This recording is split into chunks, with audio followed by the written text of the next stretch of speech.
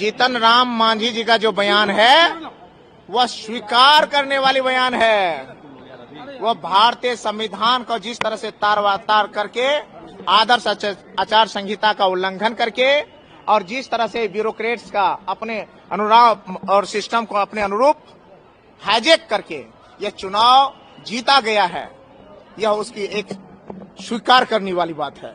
मैं तो कहता हूं कि निश्चित रूप से इस पे एक जल्द से जल्द चुनाव आयोग टीम गठित करे और यह पूरे निष्पक्षता की जांच होनी चाहिए। और हमारे नेता ने, आदरणीय नेता तेजस्वी यादव जी ने बार बार कहा है कि चुनाव जनादेश की चोरी हुई है। आज तो सामने आ गई बात, इसलिए मैं कहता हूं जल्द से जल्द इस पे कमेटी गठित करके एक पूरी तरह से इसका निष्पक्ष जांच होनी चाहिए।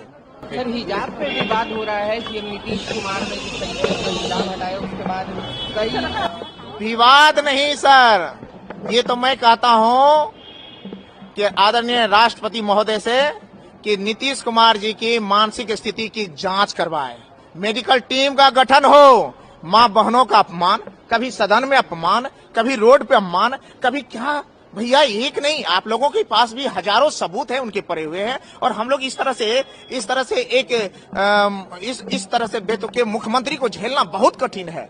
ये सिस्टम झेल रही है, जनता झेल रही है, मां बहन झेल रहे हैं, अपमान घुट घुट करके हम लोग अपमान झेल करके बिहार वासियों का नाक कट जाता है इस तरह की जब हरकतें उनके सामने आती है। अगर आप लोभ में, लालच में किसी तरह उनका समर्थन करते हैं तो ये अलग बात है भैया।